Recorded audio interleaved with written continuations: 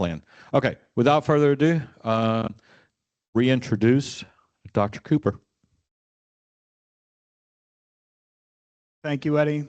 Thank you again, AVALA, for having me here. Thanks, everyone, for coming. So today, I'm going to really dive right into questions that were submitted. And then we'll do about a 20-minute body scan, meditation, and breathwork session. And I'm not talking about the stuff you go into the airport. No, as we do, it'll make more sense as to why it's called a body scan. So the first question, let's just dive right in.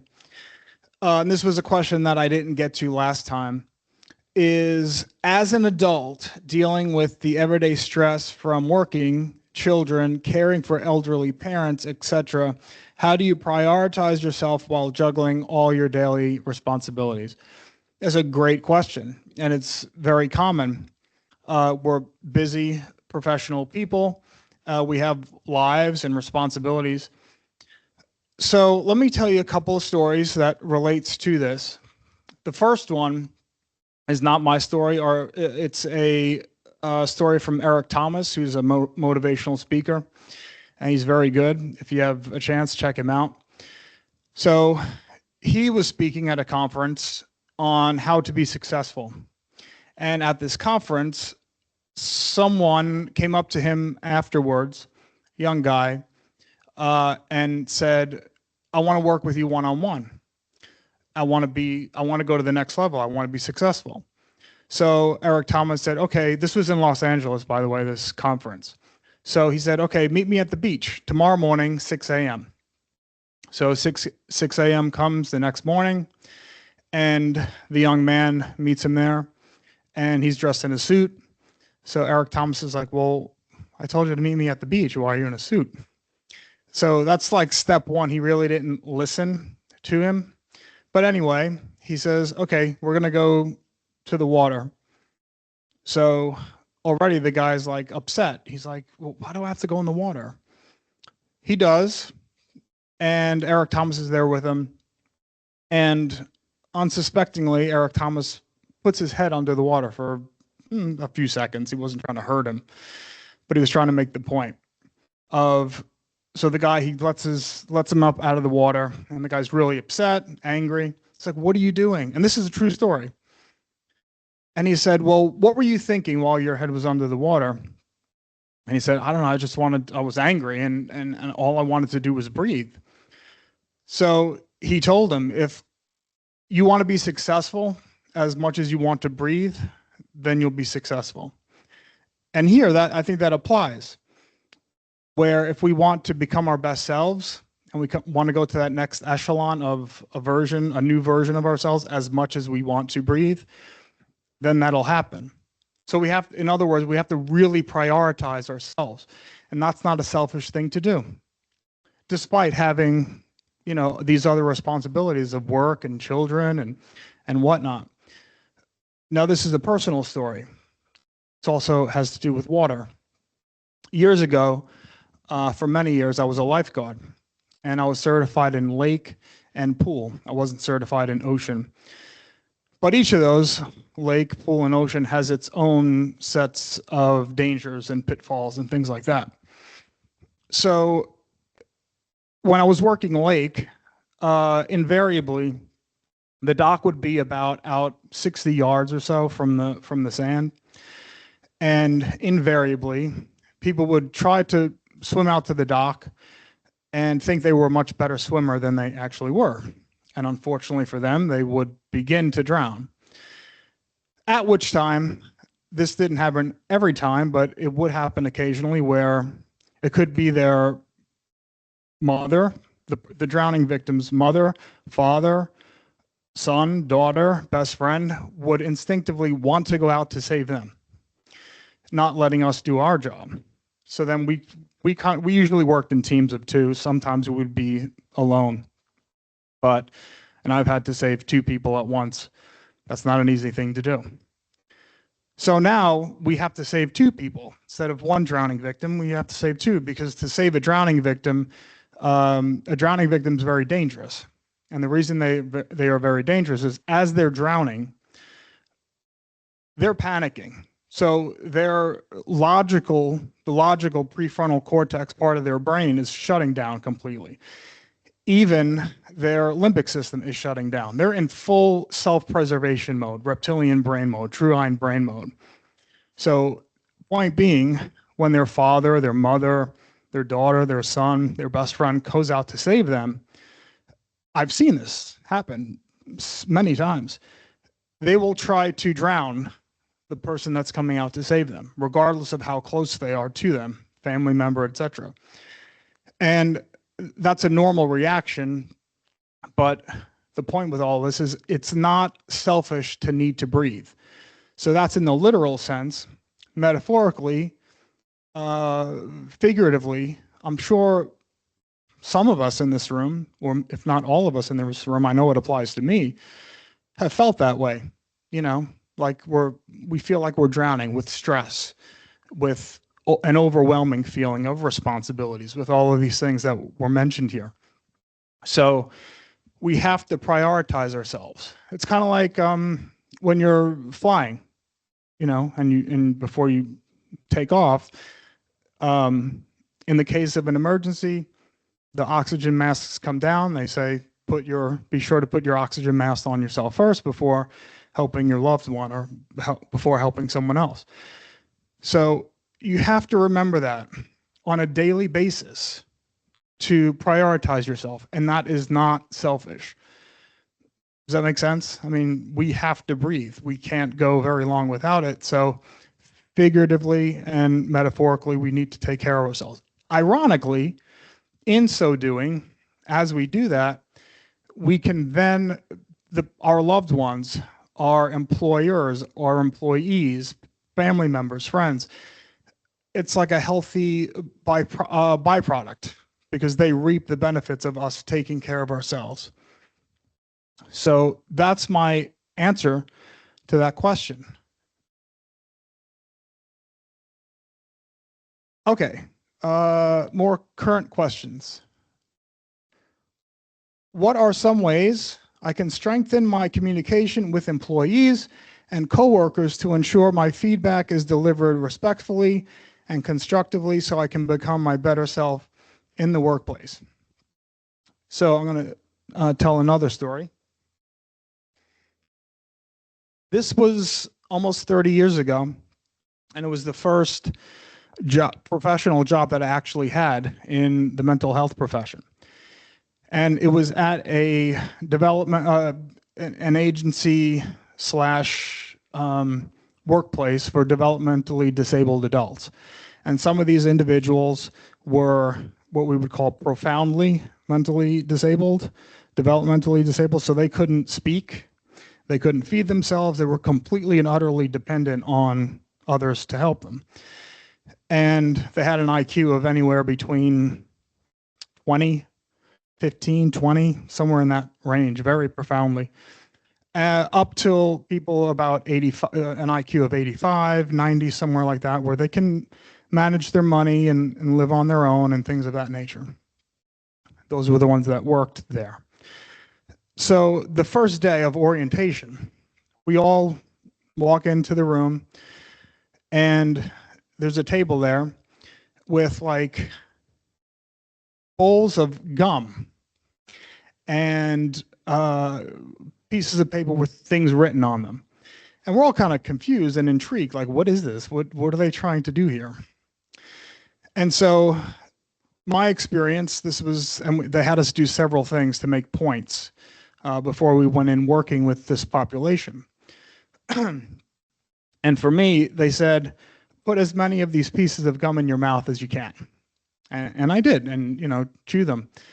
And then they handed me a piece of paper and said, read this now with, you know, this gum in your mouth.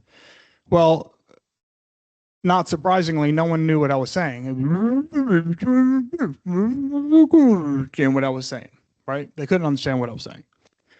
So the point with that is we all have difficulties and challenges, and a lot of that is subjective and relative. So the point with that exercise is, what would it feel like if you couldn't communicate to other people, verbally or otherwise. And for those individuals that we were going to be working with, some of them couldn't do that. The problem is they couldn't spit their gum out and, go on with their day. So it helped to foster like getting out of our own heads and our own preconceptions of what other people might be struggling with or dealing with. So, in relation to one aspect of this question is never assume what someone else is maybe going through. We all experience these challenges and difficulties and hardships, and it's all relative. So develop a sense of compassion. And one of the things that helps us to foster compassion is to understand, sometimes it's impossible. Like I could never know what I don't think anyone in here either could truly understand what it's like to try to communicate with someone and not be able for another person to understand. So you can imagine how frustrating that would be. So when working with employees and even employers, like I said, don't assume anything, but develop a sense of compassion. So on the other side, let me say this real quick.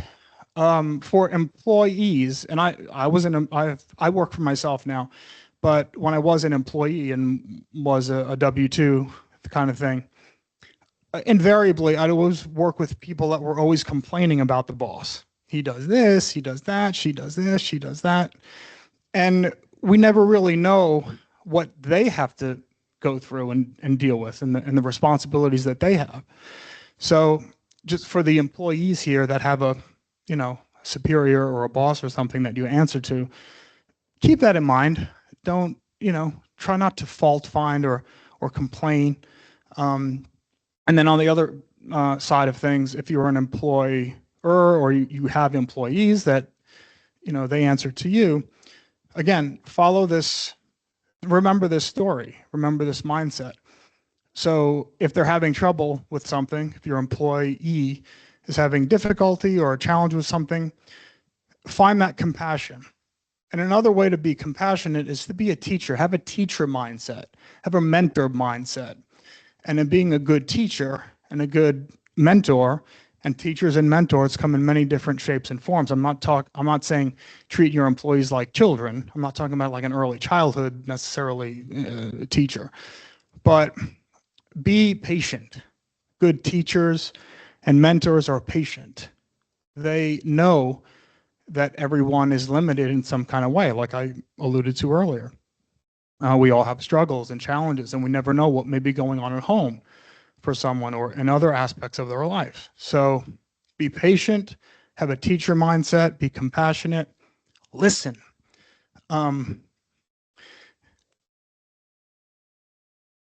Listening that was something we also learned many years ago. It was one of the first things that we were taught. Learn how to listen.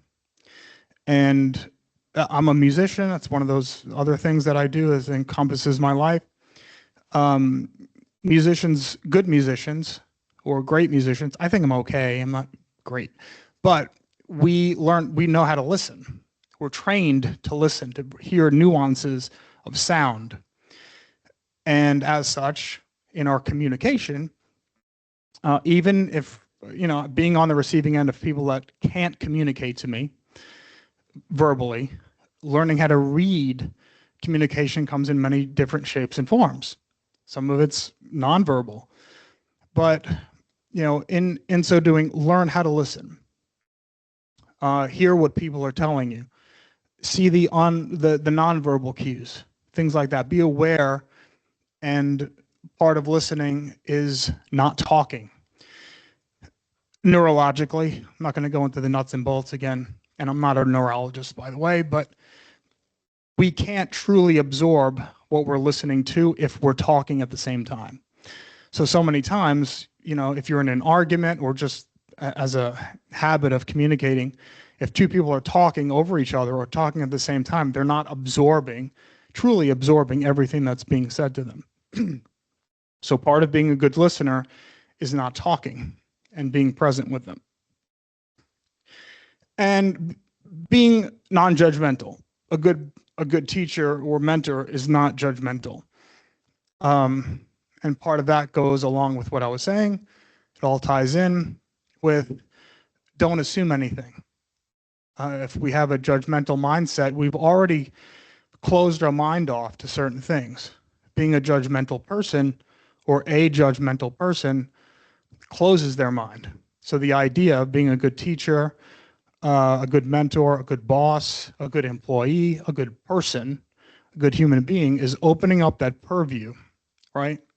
So it's kind of hard if we have blinders on like this, you know, to see the peripheral.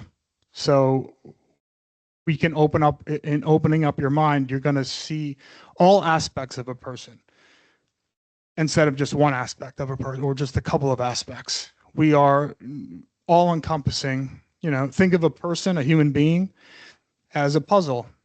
And indeed we are, because we are composed of a lot of different pieces of that puzzle. It's not just, a puzzle by nature is not just one piece.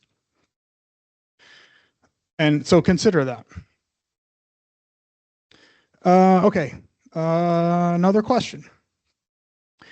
What is the first step someone should take if they want to improve themselves but don't know where to start? Good. All of these were good questions, by the way. Really love them. So with that being the case, start looking at yourself of what to subtract from your life.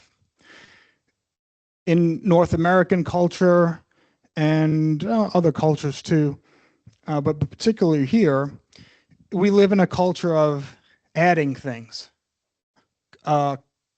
Consumption, consuming, buying, what have you. It's like, what can I get? What do I need? But what can I get? What can I acquire? Whether materially, overthinking, you know, it's another way of adding, like thought patterns that thinking about more rather than less.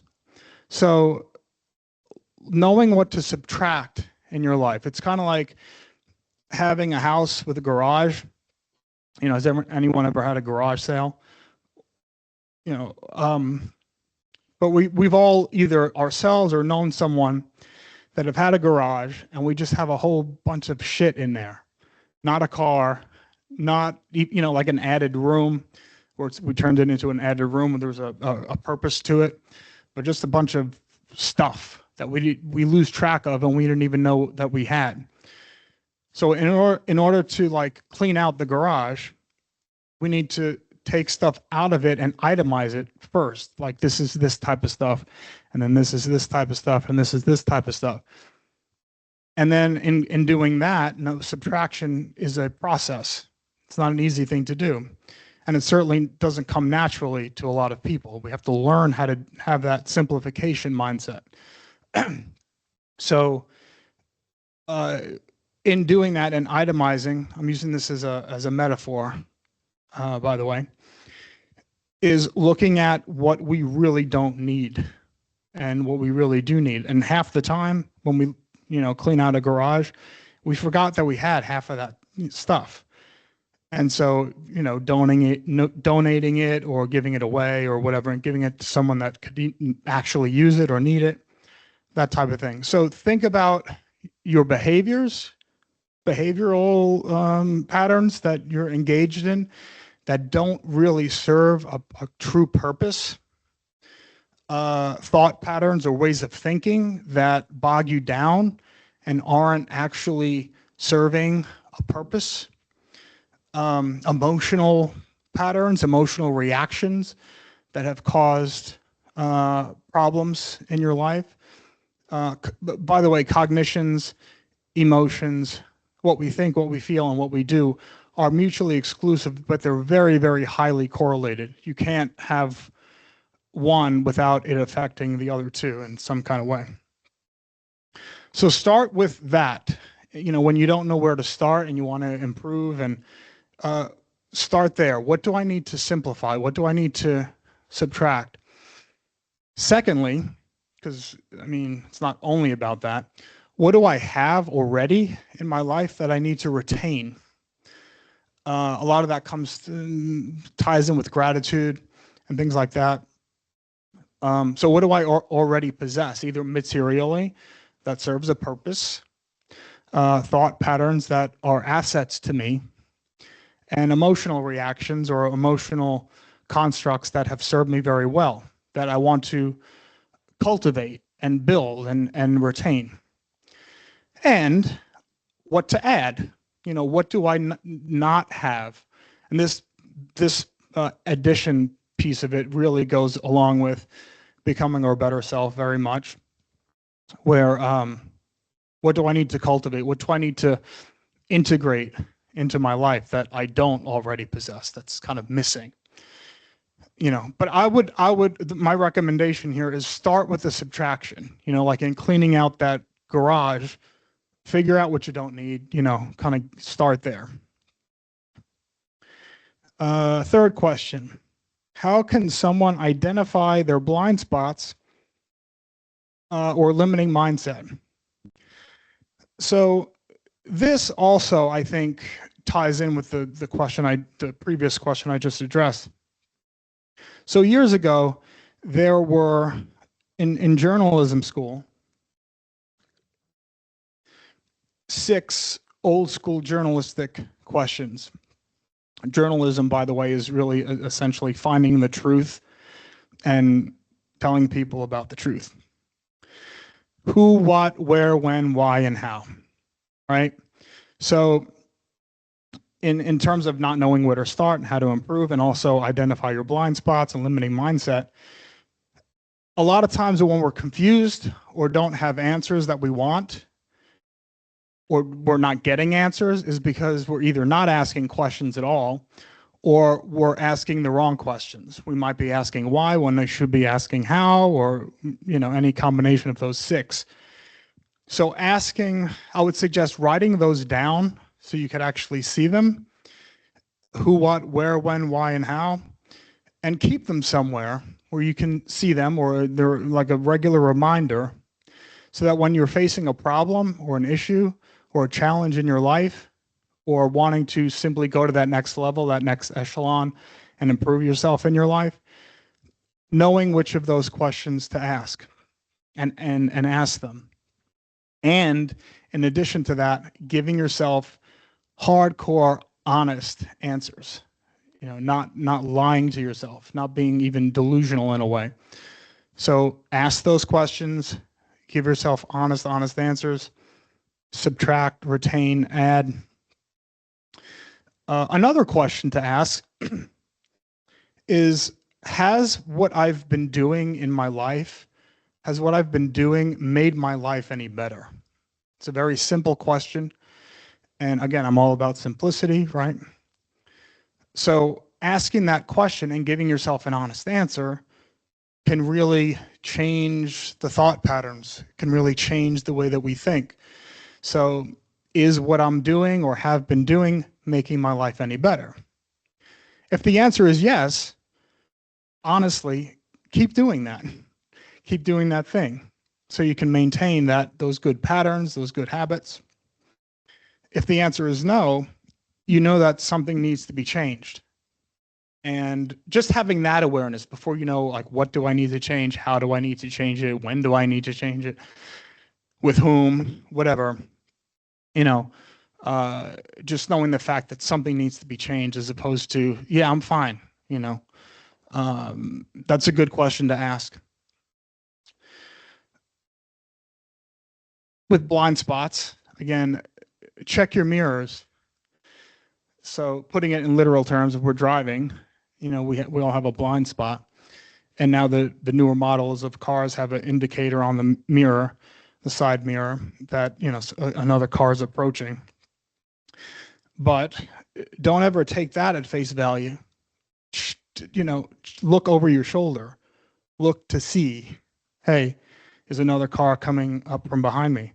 There could be a malfunction in the car that's not indicating it, but be aware. Open your purview, right? So check check yourself, look behind you.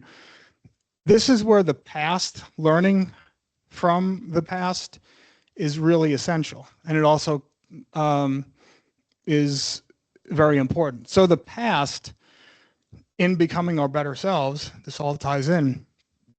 The past only serves one purpose. Our pasts only serves one purpose. As an individual, family dynamics, family past, between nations, the world. The past only serves one purpose, but it is a monumental purpose, which is to learn from it. It's like, it's our own personal textbook. It's our own personal compendium of what have I been doing wrong, looking at the patterns, what have I been doing right? So identifying those blind spots is checking your mirrors, seeing what's been behind you. Don't take anything for granted. Don't assume that there's not a proverbial car there. Limiting mindset. Fear. Limiting our fear, leaning into our fear is a great way of mitigating, reducing, a limiting mindset. Many times, having a limiting mindset is because we're afraid. And fear is a really powerful emotion, very powerful. And it prevents people from becoming their best self. If somebody was to say, I think there may have been another question here somewhere, of what causes a limiting mindset, I'd have to say it's on the top 3 of how and why we limit ourselves. It's because we're afraid. Now, fear being a very powerful emotion, there's very rare exceptions of people that don't experience fear, like psychopaths, and they're very rare. And that's what makes them so scary, because psychopaths don't experience any fear at all. And that's not healthy. It leads them to doing ridiculously harmful things to themselves and others. So fear is a healthy emotion in the right doses. It keeps us away from things that can harm us or harm others or whatever. So fear gets us moving. Fear gets us moving away from truly harmful things. But the hard part, the difficult part, is knowing what is objectively harmful and deleterious to me or others that I care about, and what is perceived fear. And that piece of it is what really causes a limiting mindset. Thinking I'm afraid or should be afraid of this or that or him or her or situation, when it's objectively not something to be afraid of. So leaning into fear. I ride motorcycles, and anyone that rides a motorcycle knows that you lean into the turn. So if you're sitting up straight on a motorcycle and you're going a certain speed and you don't lean into it, you're gonna end up falling. So leaning into fear. So I'll tell you something. When I was about 9 years old, or before I was 9 years old, I was really afraid of water. Or I was afraid of the deep end of water. So I loved water. I loved being in the water, but I didn't really know how to swim because I was afraid of the deep end, right? And this was, in long and short, I didn't have any true reason, which I found out later, to be afraid of that. So my sister, when I was about 9 years old at that point, she took me and she said, look, we're going to get you to swim. We're going to get you to really swim. So she took me in the deep end of it. We had like a community pool. Excuse me. And she said, I'm going to hold your hand. We're going to go to the bottom of the pool, touch the bottom, and we're going to stay there for a few seconds. I want you to open up your eyes and look around while we're under the water. And it took us like all day to do this. We did that. We'd come up, we'd get some air, did that again, did that again, did that again. And by the end of the day, I realized it's not so bad. There's not a monster or something down there that's going to suck me under the drain or whatever. Now, that's what would go through my mind as a little kid. I had a very strong imagination, and my imagination caused me to be afraid of certain things that objectively I should not have been afraid of. So immersing ourselves in challenges and things of that nature that we might initially be very afraid of, do it. Now, by the way, my dad pushed me in the deep end not long before that, and he put me out of it. He saw I was panicking, and so, but yeah, so don't jump into something that you're really afraid of, or even perceived that it's not actually a danger. But if you have perceived fears, don't jump into it all at once. That's not going to be any good. But do a little bit at a time, whatever that might be, whatever you might be afraid of. Do a little bit, and then do that consistently, and then do a little bit more and a little bit more, and you find out it's not so bad. Public speaking, I'm doing it right now. Public speaking, still to this day, I think the metrics are still correct, is still the #1 fear that people have. Death is #2, which means that people would rather be in the casket than doing the eulogy. That's a Jerry Seinfeld joke. It's not mine. No, but seriously, this is not easy. And I used to be really, really terrifyingly afraid of public speaking.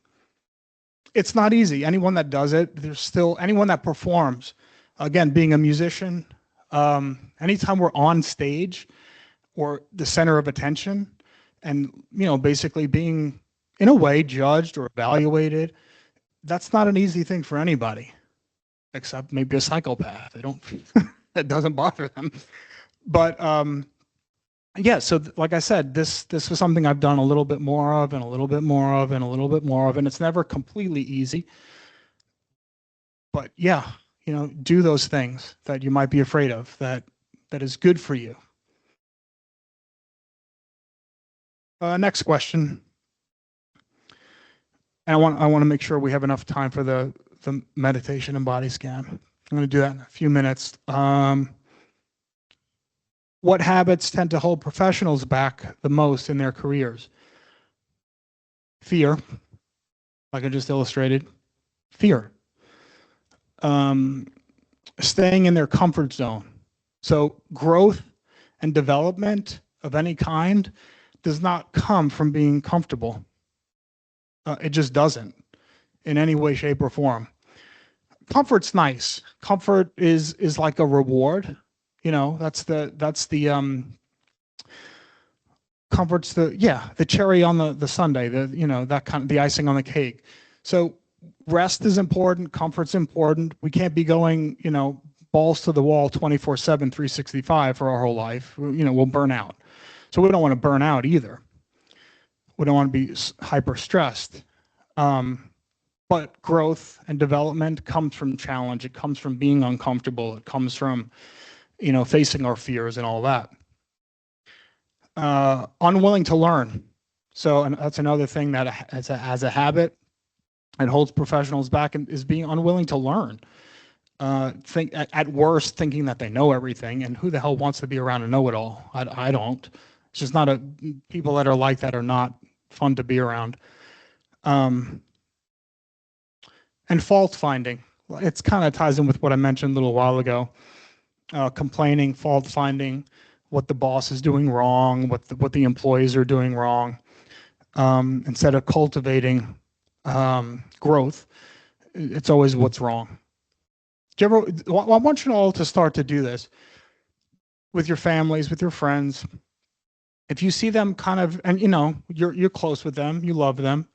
So when they're upset, even if they're not saying that they're upset or whatnot, that there's something wrong. They might be upset, right? You see the look on their face or whatever.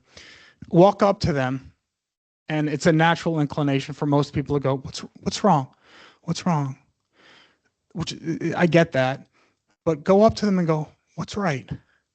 What's right? They're going to be like, what's wrong with you? They're going to say, what's wrong with you? But focusing on what's right and what's going well instead of fault finding. And we certainly do that with ourselves too, right? We blame ourselves and we find fault with ourselves, and it leads to negative self-esteem and self-confidence. So don't beat yourselves up either. Next question, how do I know the difference between my actions to better myself and just staying busy? Awesome question. Know what you value. Know what your values are, and know that you're valuable.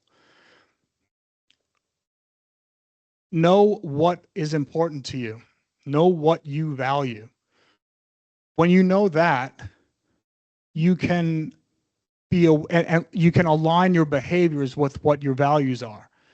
So a person's values aren't right or wrong. It's just what they find really important to them in their life. And some people, unfortunately, don't know what that is. They don't even know what they value. They just kind of go through life like on autopilot, right? And so this is why it's a great question, is because if you're doing anything at any given time and you're like, well, here's one of those why questions: the who, what, where, when, why, and how. Why am I doing this at any given point in time? What's the purpose of me doing what I'm doing right now? And if you don't have a clear answer to that question, you're on autopilot. You know, like you're not in knowing the difference. You're just staying busy. You're just going through the motions. So ask yourself, why am I doing this? Where's the passion? You know, be mindful in anything that you're doing, any behavior. Ask myself, am I passionate about this? Be aware of the autopilot. Optimize your time. We got 24 hours in a day, right? We have 24 hours in a day on planet Earth. Use every second of those 24 hours with some kind of purpose. We got to sleep. We have to work, make a living, provide for ourselves and people that we love.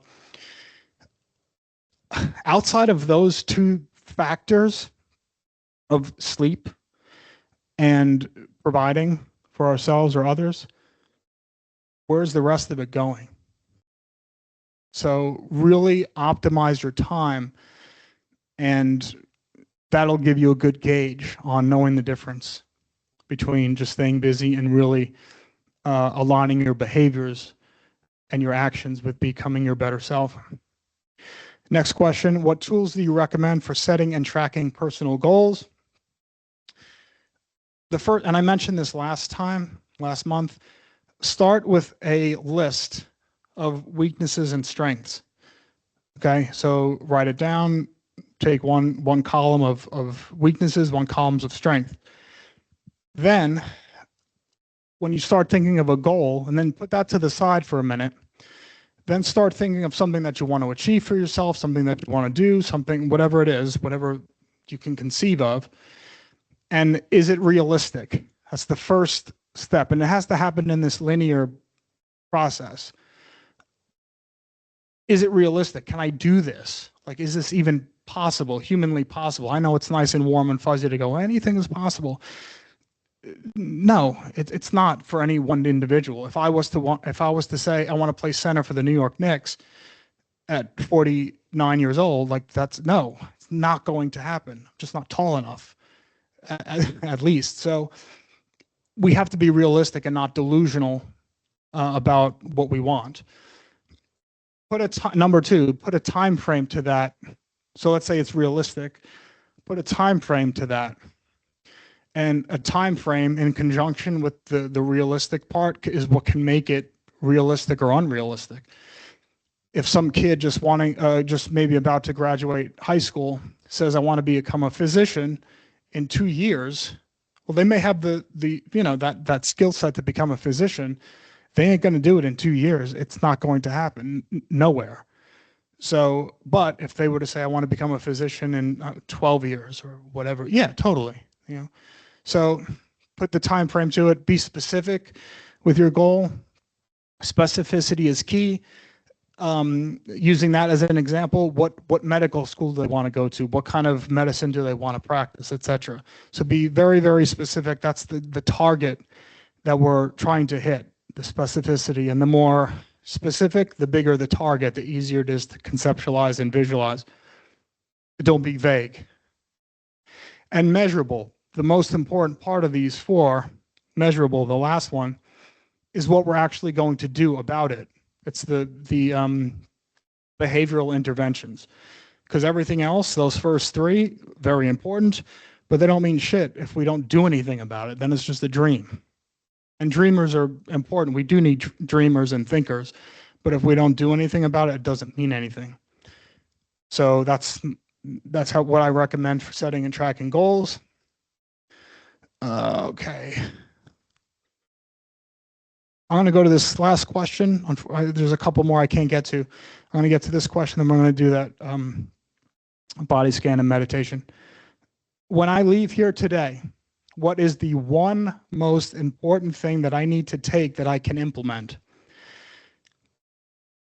It circles back around to where I started today. When you want to breathe, when you want to become your best self and go to that next level for yourself as much as you want to breathe, and you have that mindset,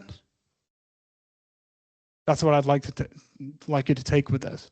Take with you from today. Know your worth, know your value, know that you are valuable, and go out and get it. Know your worth. You're all valuable people. So know those things. You have to really know it. It's a double-edged sword. Nobody can know it for you. I'm up here. I'm imparting it to you. I believe in all of you, but you have to know it. We need help, like I illustrated earlier. We all need help. We need a helping hand. We need like a team. We need people to encourage us. That's great, but take that to heart. Know that you're valuable, that you're lovable, and once you realize that, find that mindset of, I want this, I want to become my best self as much as I want to breathe, and go out and get it. So that's what I can get to now. Okay, so I'm going to sit and I'm going to walk you through this at about 15 minutes for it. So put both feet on the floor, sit as comfortably as you can.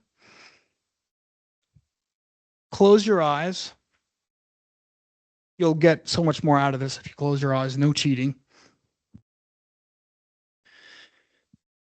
Start taking in some deep breaths, like I taught you last time.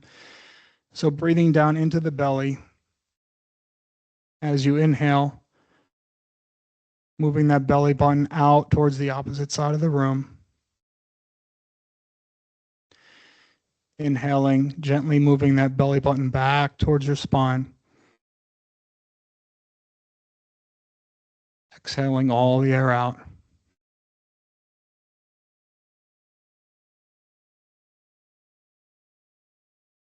Inhaling in through your nose. Exhaling all the air out your mouth. Belly button back towards your spine.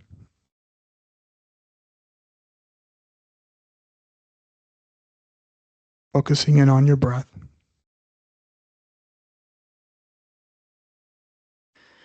And as you continue to breathe that way, deeply and slowly, I want you to put your focus on your toes. Focus on your toes. Just your toes. And you can wiggle them around a little bit.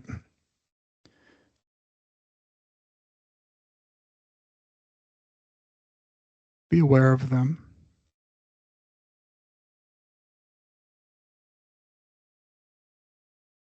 And thank them. Be grateful for your toes.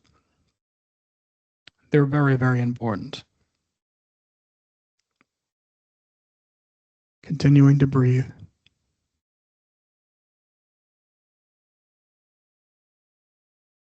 Most of the time we don't think of our toes. They're very, very important.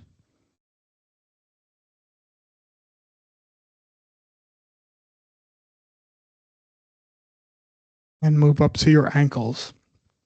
And focus in on your ankles, continuing to breathe in through your nose, out through your mouth. Slow and deep breaths.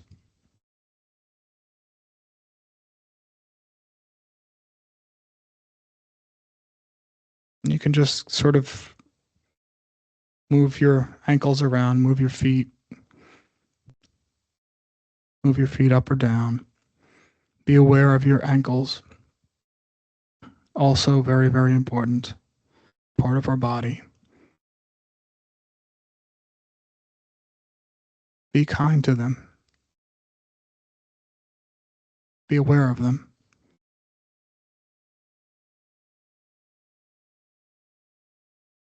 They're essential for supporting the rest of our body.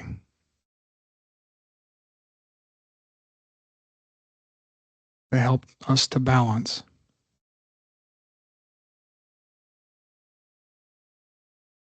Deep breath in through the nose, out through the mouth. And move up to your calves.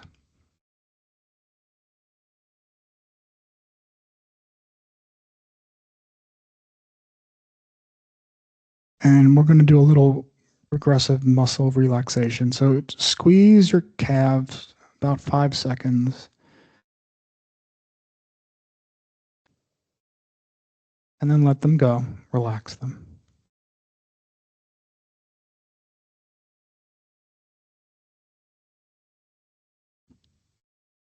One more time, squeeze the calves, 5 seconds. And let them go.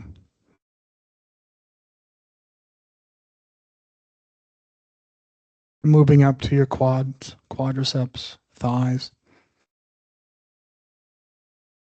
They're the largest muscle in the body. Very important. And go ahead and squeeze them 5 seconds.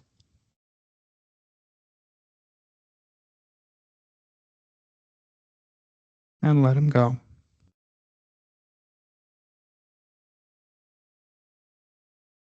One more time.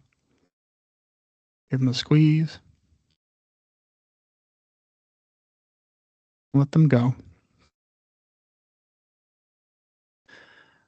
Move up to your glutes. Be aware if they're supporting your weight on the chair. Very important. Go ahead and squeeze.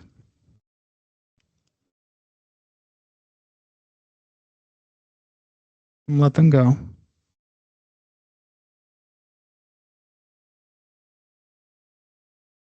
Continuing to breathe in through the nose, out through the mouth. Deep breaths. And squeeze the glutes one more time.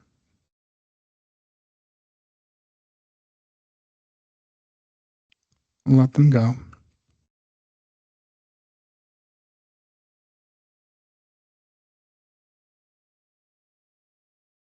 Move up into your belly, the center of our body, core.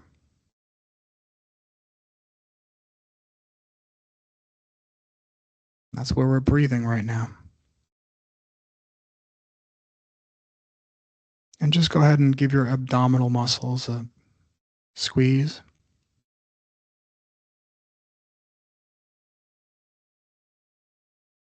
And relax, let them go.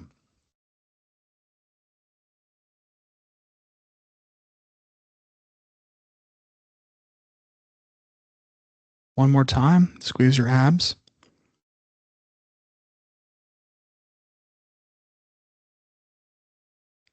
And relax.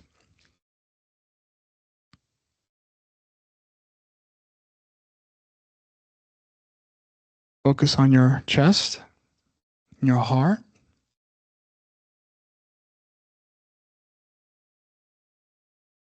And if you'd like, you can put your hand on your heart and be so thankful and grateful for your heart. That's where compassion is. That's where love is. And I want you to turn that inward, that love and compassion. Be kind and loving and compassionate to yourself.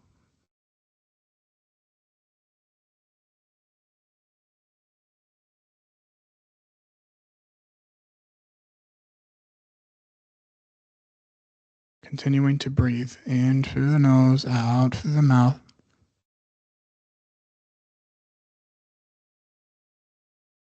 Moving up into your neck.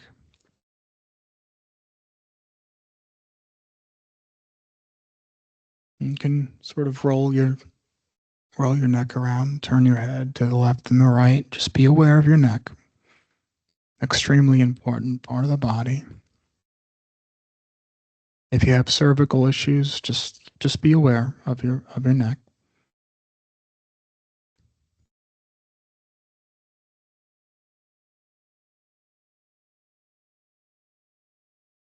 Moving up into your face, your mouth, and your cheeks. Just kind of loosen them, just relax them.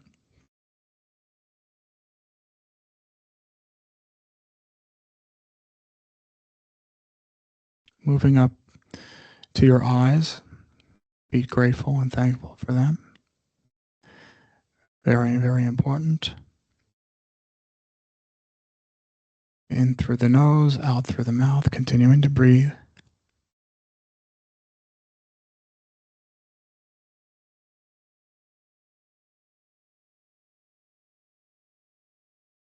And focus on the top of your head now. Visualizing a string sort of from the ceiling, pulling upwards slightly. Improving your posture, nice and straight.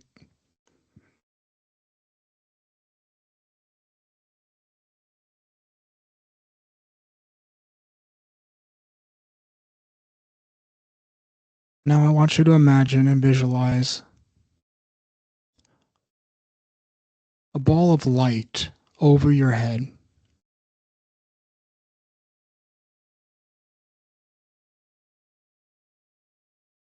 And I want you to visualize that ball of light as being warm.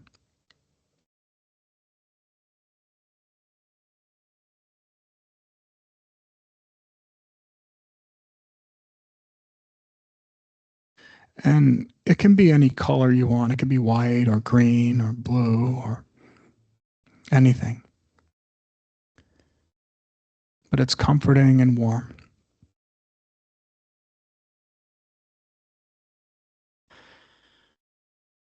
Now I want you to imagine that warm ball of light coming down back into your head.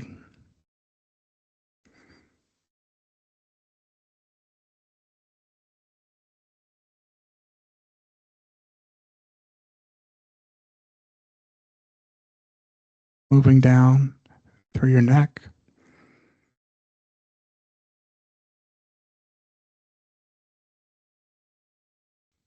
Down into your chest.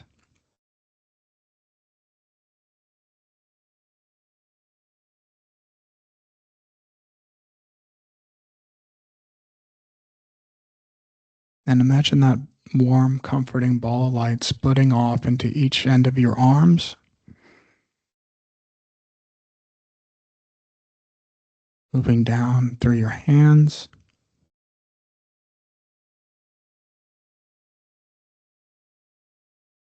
Moving down into each leg.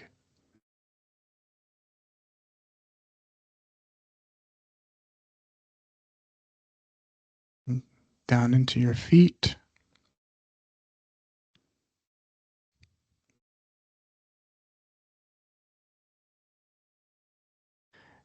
And finally, imagine that ball of light, those balls of light leaving your body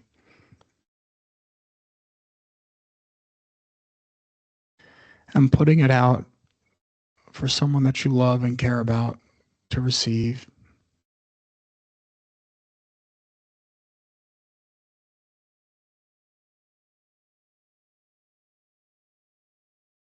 One more deep breath in through your nose, out through your mouth.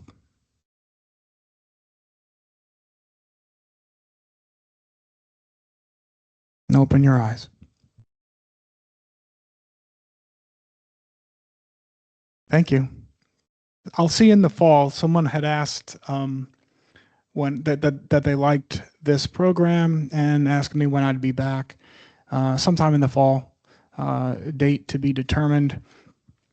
If anyone wants to work with me one-on-one, my office is just across the service road.